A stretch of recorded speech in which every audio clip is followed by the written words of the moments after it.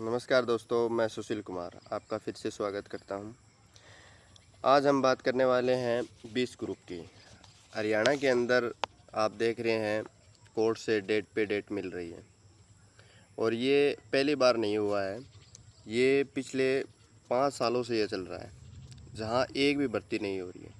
और सीएम साहब कहते हैं कि हमने 50,000 भर्तियाँ और करेंगे, 50,000 भर्तियाँ हमने कर दी।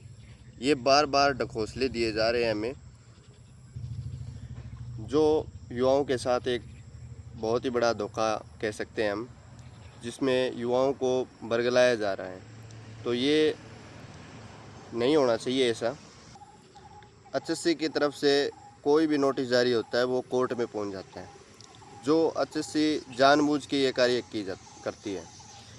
अगर हम देखें ईडब्ल्यूएस की बात करें, अगर हम बात करें 20 ग्रुप की बात करें, एससी, बीसीए, बीसीबी और जो नेक्स्ट सीटी की बात कर रहे हैं उनकी 50,000 भर्तियों की, ये सब एक प्रकार से ढकोसला चल रहा है, जो युवाओं को गुमराह किया जा रहा है। और पिछले 5 साल से ये कार्य चल रहा है, जो ठीक नहीं है।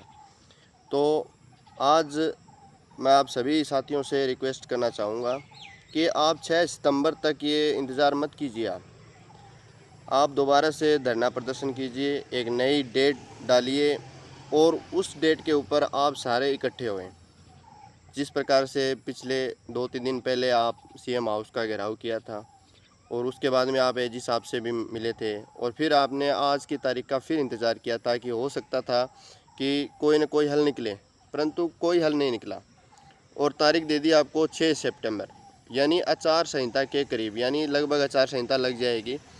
और फिर से ये बहाना करेंगे कि हम जैसे हमारी सरकार बनेगी हम आपको नौकरियां देंगे। फिर से वहीं आपको एक प्रकार से कह सकते हैं कि गोली दी जाएगी आपको और आपसे वोट ले लेंगे। और ऐसा ही हो रहा है, पिछले 5 साल से हो रहा है। इससे पहले सीएम साहब जो थे, अब जो नए सीएम साहब हैं, यही आपको बार बार जो है गोलियां दे रहे हैं। इसलिए मैं आप सभी से रिक्वेस्ट करूंगा कि आपको एक नई डेट डालिए और फिर से सीएम आवास का घेराव करो, और ताकि जो है हमारी बातें सुन सके। और आचार संहिता लगने के बाद में हमारी कोई नहीं सुनेगा, अभी समय है। और आप जो है दोबारा से इकट्ठे हो और सरकार के ख़िलाफ़ जो है एक बुलंद हौसले के साथ में फिर से खड़े हो। फिर से हमें लड़ाई लड़नी होगी, और लड़ाई इसलिए लड़नी होगी क्योंकि हर भर्ती के अंदर हमें युवाओं को लड़ाई लड़नी पड़ती है। कभी क्लर्क के लिए, कभी पुलिस के लिए, कभी 20 ग्रुप के लिए, कभी सीईटी के लिए और कभी अगली सीईटी के लिए। और अगर हम आज खड़े नहीं होंगे तो फिर ये बातें फिर से 5 साल के बाद में फिर चली जाएगी, और फिर से 5 साल के बाद में आपको नौकरी की उम्मीद होगी कि भाई अभी नौकरी लगेंगे। और बहुत सारे बच्चे हैं जो 2018 से अभी तक तैयारी लगे हुए हैं और वो उनका सिलेक्शन भी नहीं हो पाया है, और वो उम्मीद करते हैं कि हमारी भर्तियां कंप्लीट होगी, हम नौकरी लगेंगे। पर ऐसा कुछ नहीं होता है कि नौकरियां होगी और ये सब कार्य हो रहे हैं। ये सब युवाओं के साथ एक धोखा हो रहा है।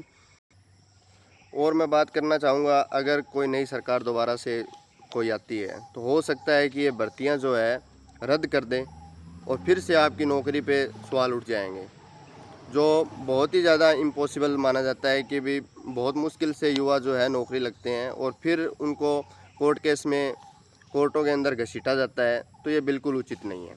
तो आज मैं आपसे यही प्रार्थना करूंगा कि आप दोबारा से सीएम आवास का घेराव करो, धरना प्रदर्शन करो, पंचकूला पहुंचो, मैं आप लोगों के साथ में हूं।